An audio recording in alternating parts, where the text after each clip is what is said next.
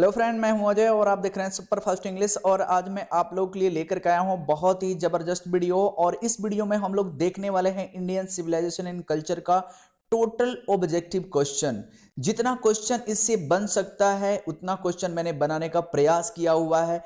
एक भी क्वेश्चन आपको इस लेसन का छूटने वाला नहीं है। टोटल हम लोग ऑब्जेक्टिव क्वेश्चन को अटेम्प्ट करेंगे। तो चलिए शुरू करते हैं फ्रेंड्स। इस वीडियो को शुरू से लेकर के लास्ट तक आप देखते रहिए, क्योंकि इस वीडियो में आपको बेहतर से बेहतर तरीके से समझाने का मैंने प्रयास किया हुआ है। सो लेट अस सी।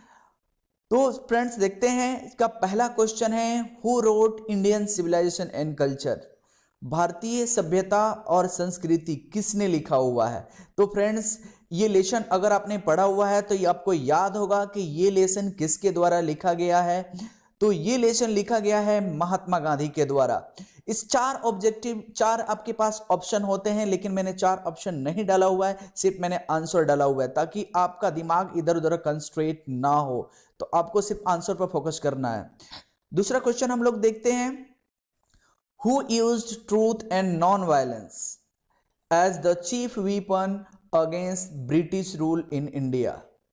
भारत में ब्रिटिश शासन के खिलाफ मुख्य हथियार के रूप में सत्य और अहिंसा का इस्तेमाल किसने किया था?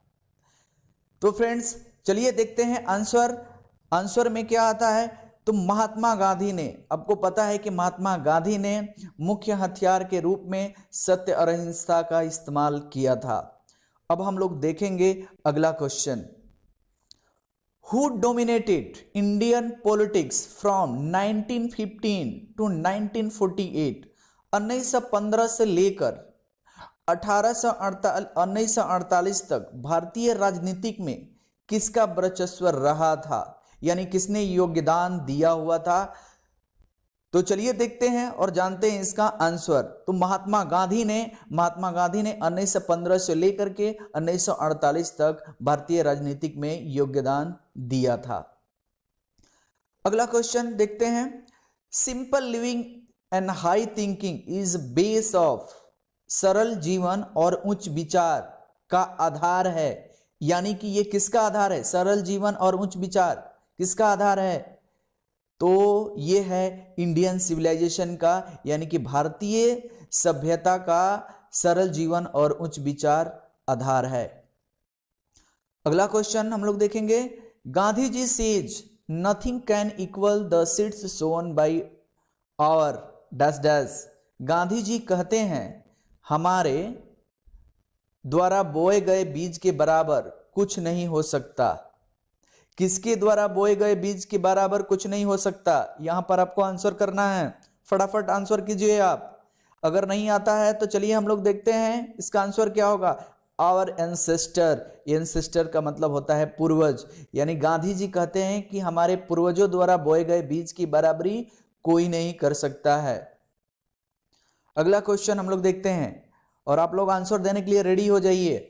तो आपके सामने ये क्वेश्चन है, the world famous Attic civilisation in, विश्व प्रसिद्ध अटारी सभ्यता में है, कहां है? फटाफट आप बताएं, आपके पास सिर्फ 5 सेकेंड। तो चलिए आपका 5 सेकेंड खत्म होता है और हम लोग देखते हैं आंसर। तो यह है ग्रीस में। अगला क्वेश्चन, आप आंसर देने के लिए रेडी हो जाइए और देखते हैं अगला क्वेश्चन क्या है। तो अगला क्वेश्चन है आपके सामने है, dash dash were satisfied with a small villages. छोटे गांव से संतुष्ट थे। कौन छोटे गांव से संतुष्ट थे? तो हम लोग के पास सिर्फ 5 सेकेंड है, 5 सेकेंड में आप आंसर करेंगे। चलिए हम लोग आंसर देखते हैं, और एंसेस्टर, यानी कि हमारे पूर्वज छोटे गांव से संतुष्ट थे, वो शहरों में रहना बिल्कुल पसंद नहीं करते थे। अगला क्वेश्चन हम लोग देखते हैं। अगला क्वेश्चन है आपके लिए, the people of Europe are inspired by and dash dash and Roman writers. Europe के लोग और रोमन के लेखकों से प्रेरित है। और कहां और किससे वो प्रेरित थे? रोमन के अलावा आपको बताना है। चलिए बहुत अच्छा, हम लोग देखते हैं आंसर ग्रीक से। ग्रीक और रोमन के लेखकों से वे लोग प्रेरित थे। अगला क्वेश्चन आपके लिए और आपके रहा स्क्रीन पर यह question, pharaoh were ruler of ancient. फिरौन प्राचीन डैश डैश शासक थे। किसके किसके शासक थे? चलिए देखते हैं आंसर। इजिप्ट के शासक थे। इजिप्ट के शासक रहे थे फिरौन। चलिए अगला क्वेश्चन, और ये रहा अगला question. Indian glory is that it is. भारतीय गौरव है कि यह। भारत का गौरव क्या है आपको बताना है। आपने अगर लेसन पढ़ा होगा तो ये चीज आपको पता होगा कि भारत अब किस चीज पर अपने आप को गौरव फील करता है। तो इसका आंसर होगा इमोवल। इमोवल का मतलब होता है अटल, अपने आप को अटल रखता है। किसी भी परिस्थिति में, कितना भी विकट से विकट परिस्थिति अगर आ जाए तो भी अपने आप को भारत अपने आप को अटल रखता है, स्थिर रखता है। चलिए अगला क्वेश्चन हम लोग देखेंगे। अगला क्वेश्चन ये रहा। डैश डैश इज नोन, यहां पर एन होना चाहिए, known as the father of the nation और बापू। ये क्वेश्चन आपको पता होगा, मुझे पता है सबको ये क्वेश्चन पता होगा। को राष्ट्रपिता या बापू के रूप में जाना जाता है। किसको जाना जाता है? राष्ट्रपिता और बापू के नाम से जाना जाता है। चलिए बहुत अच्छा, और आंसर है इसका महात्मा गांधी जी। मुझे पता था सबको ये आंसर पता ही होगा। चलिए अगला क्वेश्चन हम लोग देखते हैं। अगला ऑब्जेक्टिव क्वेश्चन आपके सामने है। My experiments with truth was written by. सत्य के साथ मेरा प्रयोग किसके द्वारा लिखा गया था? सत्य के साथ मेरे प्रयोग किसके द्वारा लिखा गया था? तो चलिए देखते हैं आंसर किसके द्वारा लिखा गया था। ये बुक लिखा गया था महात्मा गांधी के द्वारा। तो इसे आप याद कर लेंगे, my experiment with truth Mahatma Gandhi के द्वारा लिखा गया था। अब हम लोग देखेंगे अगला question. Our ancestors enjoyed dash dash rule. हमारे पूर्वजों ने डैश डैश रूल का आनंद लेते थे। कहां आनंद लेते थे हमारे पूर्वज? तो चलिए देखते हैं इसका आंसर। हमारे पूर्वज होम रूल में आनंद लेते थे। तो फ्रेंड्स हम लोग देखेंगे अगला क्वेश्चन। अगला क्वेश्चन है आपके लिए। The western civilisation is the tendency to privilege. पश्चिमी सभ्यता विशेषाधिकार की प्रवृत्ति है, यानी कि वेस्टर्न सिविलाइजेशन किसको ज्यादा महत्व देता है? आपने ये लेसन पढ़ा होगा तो आपको पता होगा, अगर नहीं पढ़ा है तो आप इसका वीडियो देख लीजिए, वहां से आपको पता चल जाएगा। तो वेस्टर्न सिविलाइजेशन ये प्रिविलेज करता है, यानी प्राथमिकता देता है मैटेरियलिटी को, यानी कि मशीन को सबसे ज्यादा महत्व देता है पश्चिमी सभ्यता। अगला क्वेश्चन आपके लिए। जिबॉन इज एसोसिएटेड विद, यानी कि जो जिबॉन है से के साथ जुड़ा हुआ है, किससे ये संबंध रखता है? तो ये संबंध रखता है आपका ग्रीस से। ये एक लंगूर को कहा जाता है जो संबंध आपका रखता है ग्रीस से। अगला क्वेश्चन हम लोग देखेंगे। Civilisation is the state of development of. सभ्यता के विकास की स्थिति है। सभ्यता कैसे विकास करती है? फटाफट मुझे आंसर दीजिए आप लोग। चलिए देखते हैं इसका आंसर क्या है। पीपल।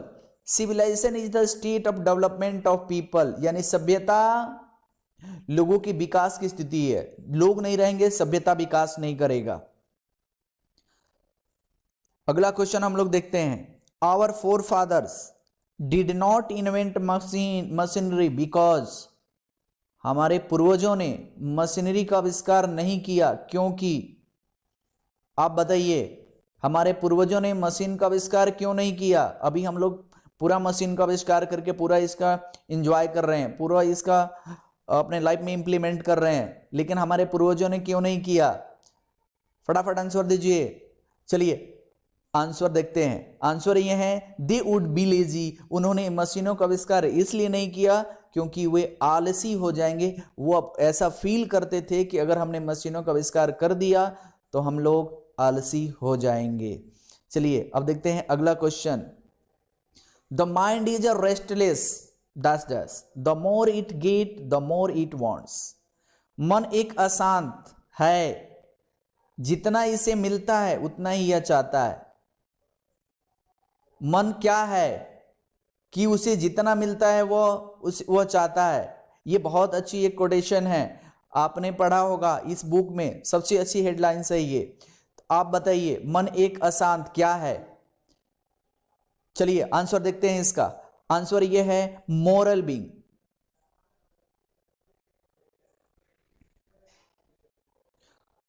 यहां पे माफ कीजिएगा, यहां पर आपका होगा बर्ड, यहां पर आपका होगा bird.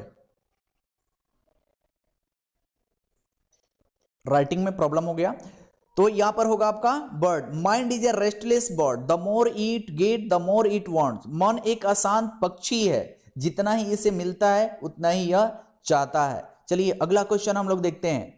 Modern civilisation is a mainly the worship of, यानी कि आधुनिक सभ्यता मुख्य रूप से पूजता है किसको?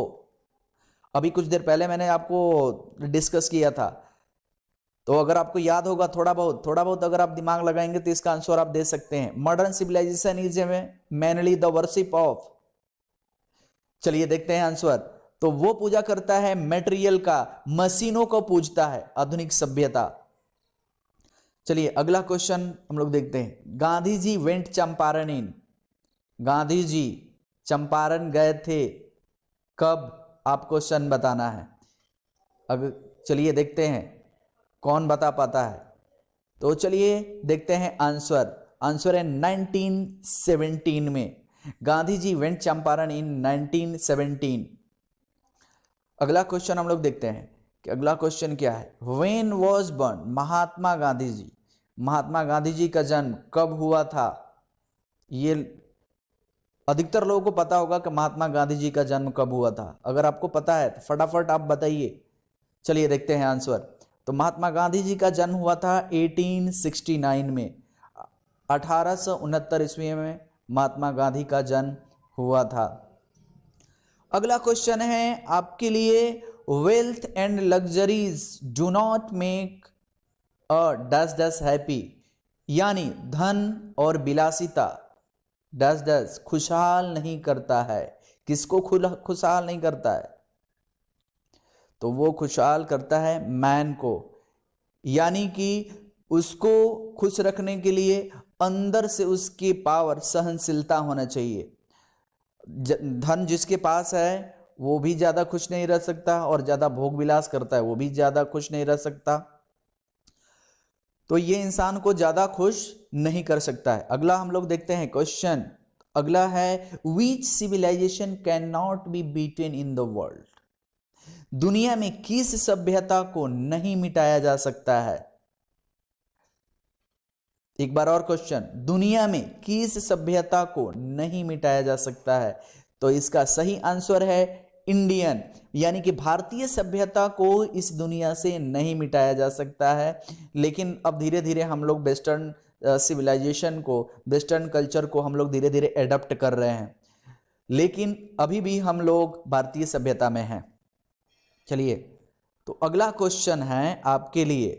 आई am no hater of the, मैं का डैश डैश का विरोधी नहीं हूं। मैं किसका विरोधी नहीं हूं? गांधी जी ने कहा था कि मैं डैश डैश का विरोधी नहीं हूं। चलिए आंसर देखते हैं इसका, वेस्ट का, यानी कि मैं वेस्टर्न सिविलाइजेशन का विरोधी नहीं हूं, क्योंकि गांधी जी ने कहा था कि उससे मुझे, हम लोग को बहुत कुछ सीखने को मिलता है। अगला क्वेश्चन है आपके सामने। Indian civilisation elevates the dash dash, यानी भारतीय सभ्यता डैश डैश का बढ़ावा देता है। भारतीय सभ्यता किसको बढ़ावा देता है? तो देखते हैं आंसर। भारतीय सभ्यता बढ़ावा देता है मॉरल बीइंग को, यानी कि नैतिकता का बढ़ावा देता है। मॉरल बीइंग का मतलब होता है नैतिकता, नैतिकता का भारतीय सभ्यता बढ़ावा देता है। तो ये वीडियो आपको कैसा लगा? अगर ये वीडियो आपको अच्छा लगा हो तो प्लीज लाइक, कमेंट और सब्सक्राइब जरूर कीजिए इस चैनल को। For thanks for watching, thank you.